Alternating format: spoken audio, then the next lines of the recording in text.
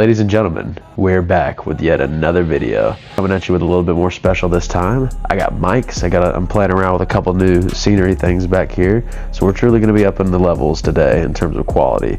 I told you on Twitter, I do you Outcast boys right, and I absolutely meant it when I said that. I'm truly trying to make sure that this YouTube stuff is 10 times more watchable and 10 times more entertaining for you guys.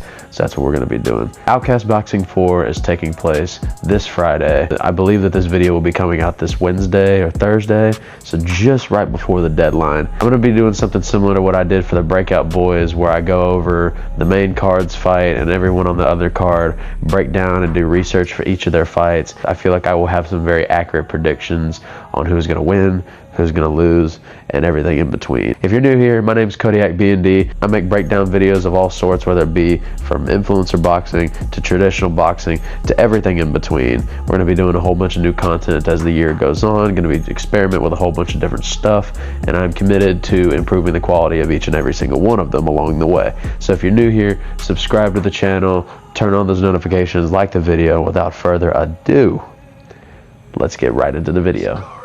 Kick off the card, we've got Ben Rogers versus Jamie Brown. Now, I cannot for the life of me find anything about Jamie Brown, so I'm assuming that he's debuting. If I'm wrong about that, feel free to clown me in the comments. Do know that Ben Rogers has had a fight before, a very significant one from what I've seen, against the man, the myth, the legend, Anton Bell. Now, I believe 5-0 in the scene. Anton is a very, very good opponent. Anton's a person that could give even me some problems. Anton's got a lot of assets, and we'll discuss him a little bit more, but dealing with a fighter with Anton that has power and can throw just so many hammers, to go in there and to go 4 entire rounds with him but hold his own pretty decently, it's going to give me a lot of confidence for Mr. Ben Rogers. I do think that he got outclassed by Anton Bell. I'm not going to sit here and pretend anything different, but he did have his moments during that fight. It was a very entertaining fight to watch and do research for, and I do believe that he has a lot of good things that he can bring to this fight. For instance, say his height. He did a really good job of getting around Anton's jab and making him less comfortable with using it by getting under it a lot and being able to land shots on the inside and pressure. But as soon as he started to smother himself, that's when Anton got a lot more comfortable to start throwing more shots. So I would advise him not to do that for this fight.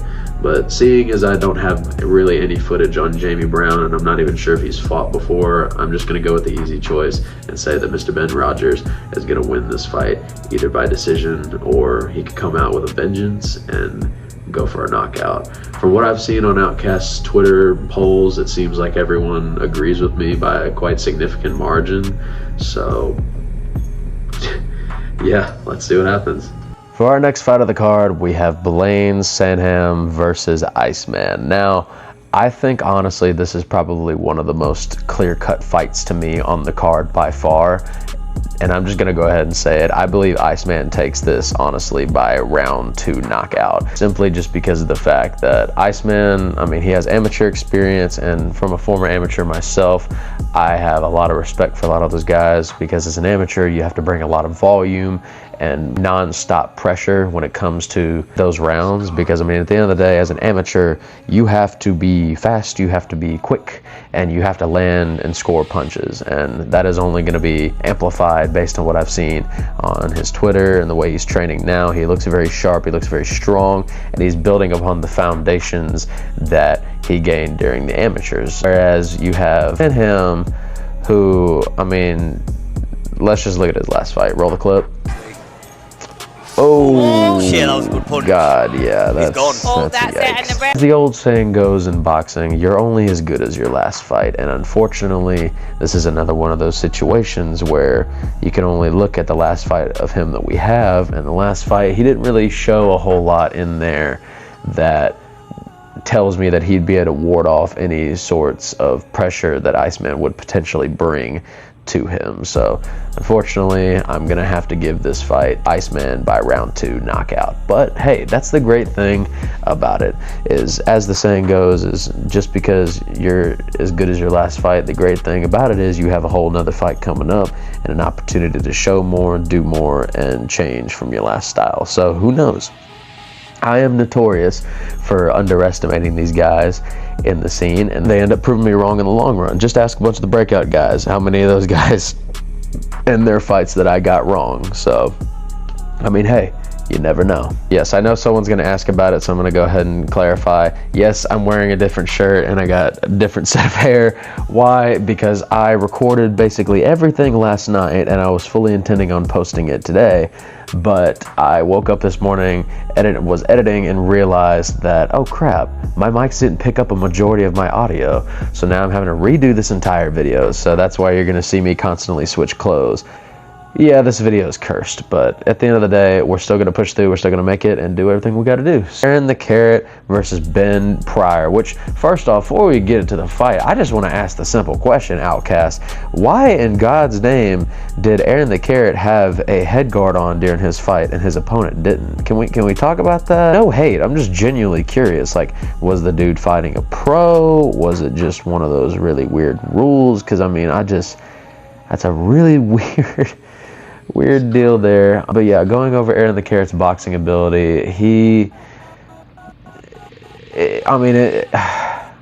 yeah, no, I'm gonna be very mean with this one. There's absolutely nothing really here that says he has really any sort of boxing IQ, to be honest with you. I mean, he's long and lanky, and I mean, that's obviously an advantage in terms of range. And I mean, if he would, you know, if he knew what a jab was, then maybe it could help him, but instead he'd rather, you know, get broken off from a clinch and do back fists.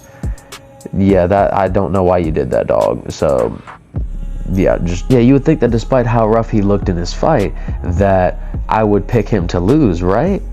No, because his opponent is Ben Pryor, and let's just go ahead and see what his boxing looks like. To be honest, because it was my first fight, I was actually quite grateful. Lovely body shot. This is definitely a redemption fight. I definitely think that he has an opportunity, both of them have a great opportunity here to come back to the drawing board and absolutely blow away all of the doubters, all the haters. I fall into the former category. I don't want to be seen as a hater. I doubt that this is going to be a boxing fight, and I think this is going to be more of a fight. But at the end of the day, one guy is going to have to win. There's no real way I can choose definitively who wins this fight, but if I had to pick one guy, the only reason I'm choosing Aaron the Carrot is because I think he lasted longer. Granted, that very well could have been because of the head guard, but I mean, at the end of the day, whether you believe it or not, head guards don't really provide that much protection. So I mean, at the end of the day, like, I don't know, it's ultimately just going to be who lands that bigger punch first. So I guess I'm going to pick Aaron the Carrot by decision. I don't know, man. Alright, these next ones I'm going to go ahead and swing by because I didn't really find too much footage for any of these. So Juicy Osama, what? Versus Ohms. I'm gonna pick Juicy Osama to win for that, I guess, just because I think your name's funny.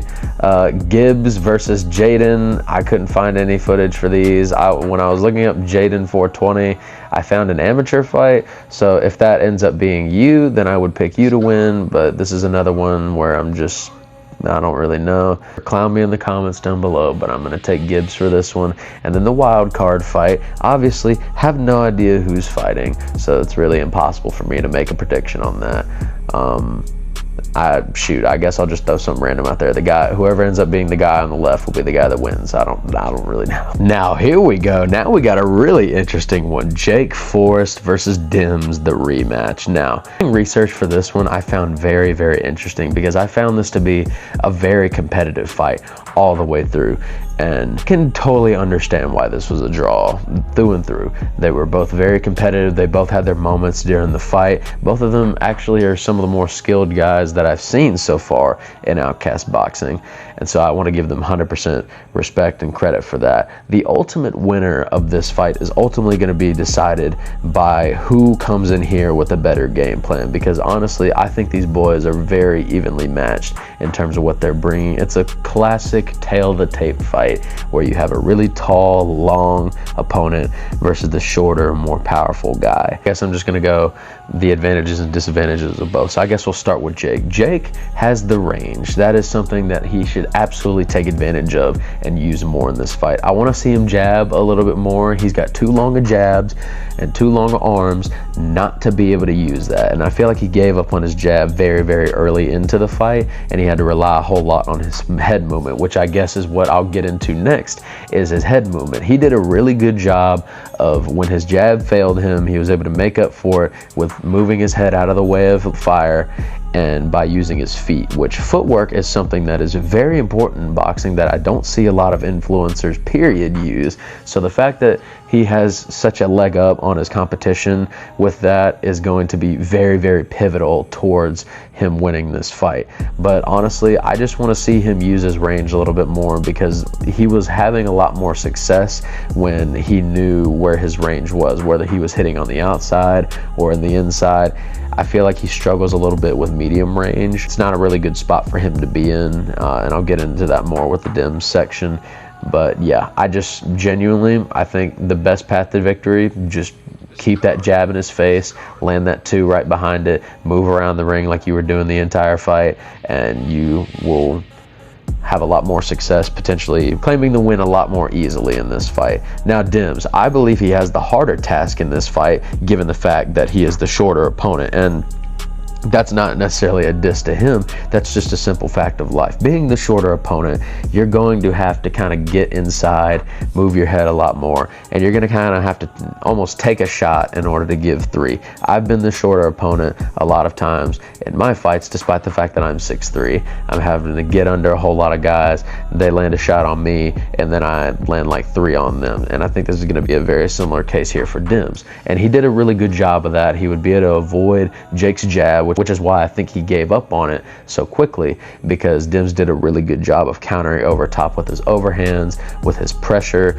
And the way that you beat a longer guy is you cut off the ring. You do not allow them the opportunity to use their feet, to use their range, get into a rhythm. You have to disrupt that with your pressure and with your volume, which you've done 2 of those things. But the final ingredient to winning this fight is by cutting off the ring. He moves one way, you move right in front of him. He moves this way, you catch him right there.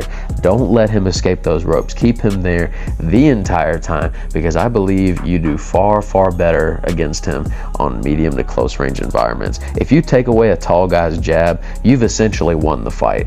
So I truly believe that the one who executes this game plan better, who does the better adjustments to this fight, is ultimately going to be the winner of everything. This is so hard to pick a winner, because genuinely, like, I don't know who's going to adapt better.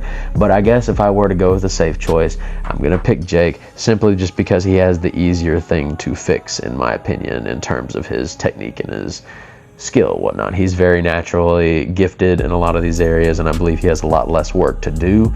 But that one thing he does have to do is very, very pivotal, and if he doesn't do it, then I believe DIMS has just as much a chance, if not a bigger one, to win this fight. But like I said, rambling aside, I believe Jake Forrest gets this done by decision. Next one, we got Chizzy Too Dizzy versus Thomas Kelly.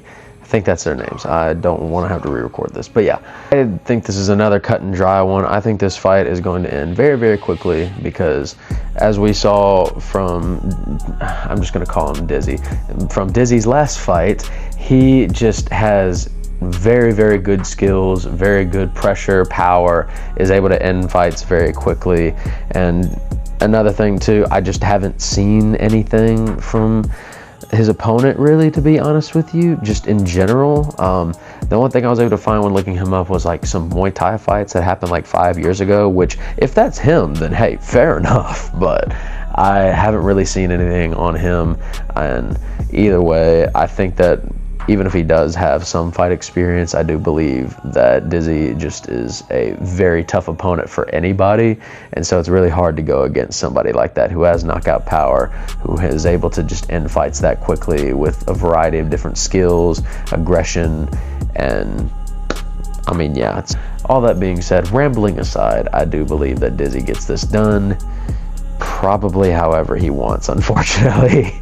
Next one up is we got Hamish versus Howitt. Now, I believe that Hamish is probably going to win that.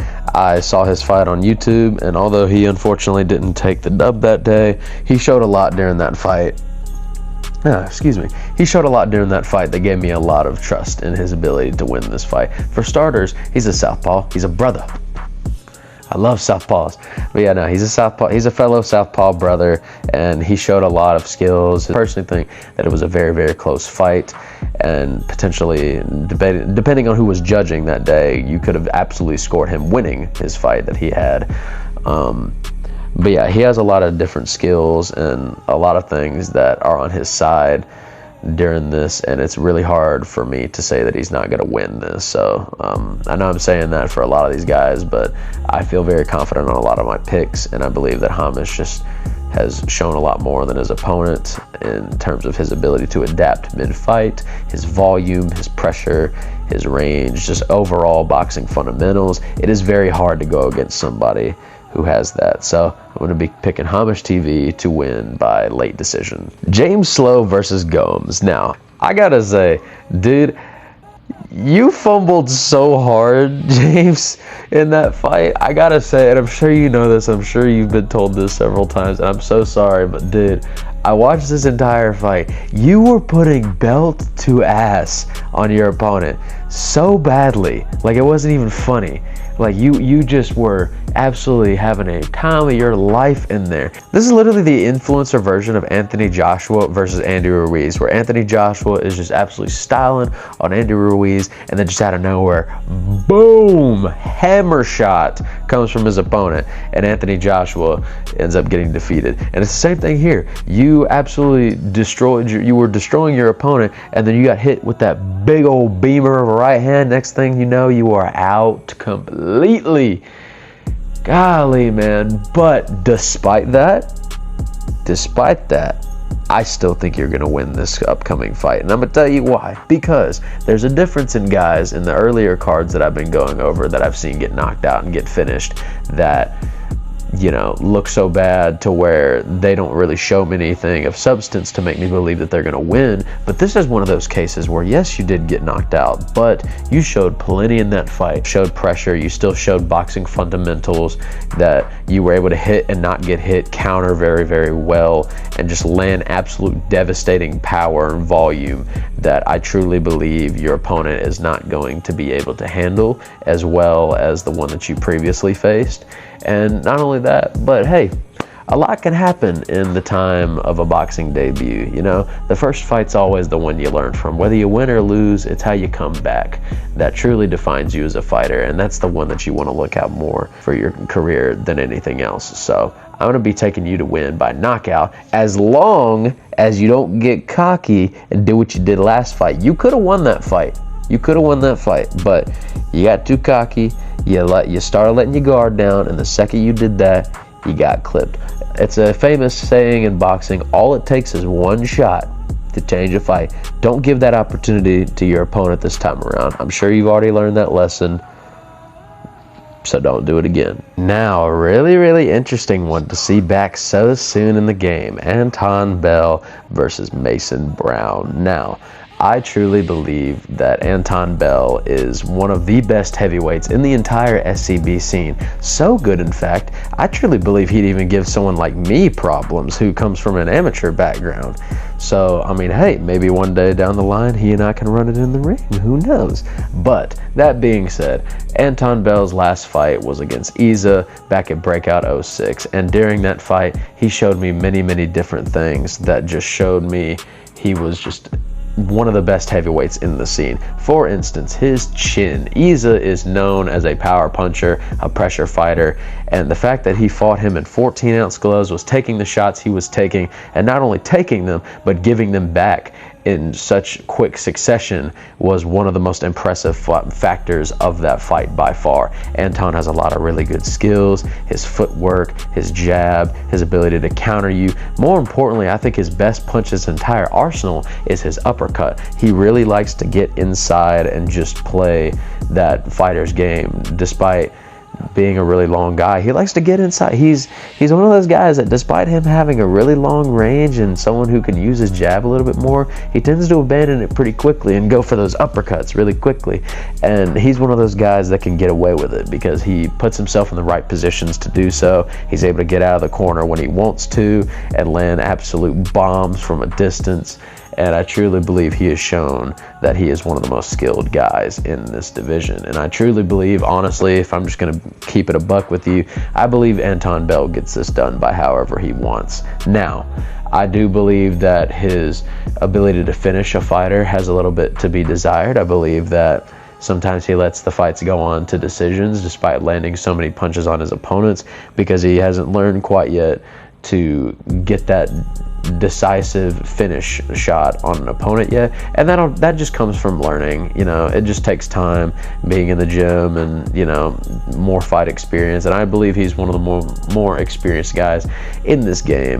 So I believe over time, as he gets more comfortable in the ring, he gets more comfortable with fighting, he will learn how to throw and more so land that 1 KO knockout power shot that I know he has somewhere in that arsenal, and it makes me excited to see him fight once again, to see how much he's changed in just a short amount of time.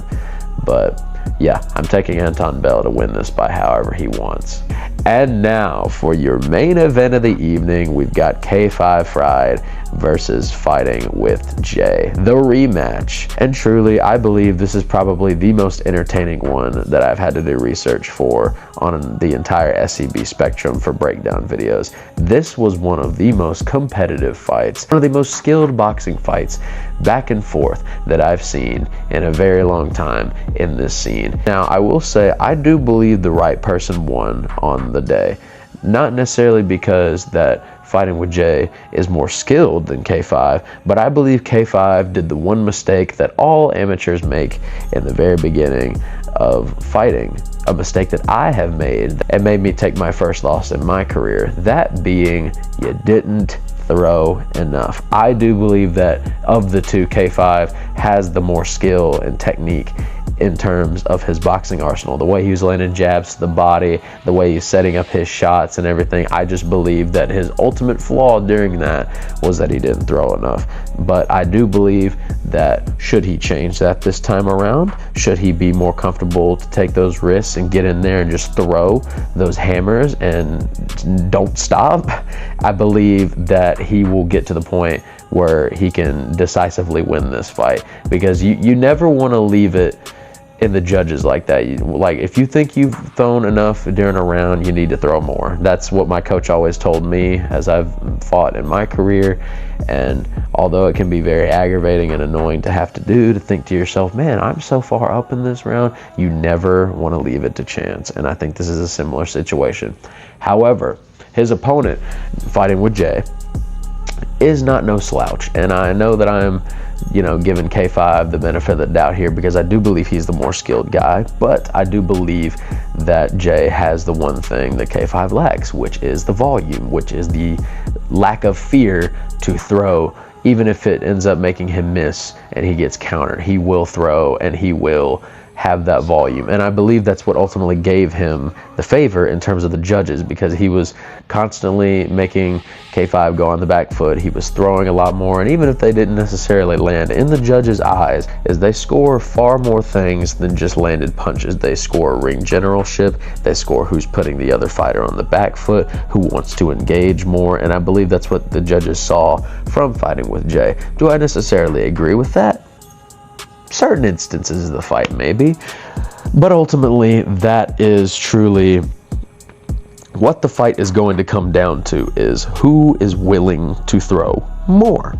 So K5, if you want to get this one back and you want to have that trilogy match, throw more and the opportunities will come to you. That being said, I do believe that K5 will be able to make the right adaptations necessary to win this fight, so long as he throws more. And I believe that based on the promotion, things I've seen from him and his training and the things they've been talking about on the face-to-faces, that he will have absolutely no issue doing that. But that's the thing, Jay could have been also improving during this time. That's the thing that's so exciting about this scene, is you never know how much the other guy has improved. So it's always important to stay your best, to stay prepared, stay ready, and give it a good fight.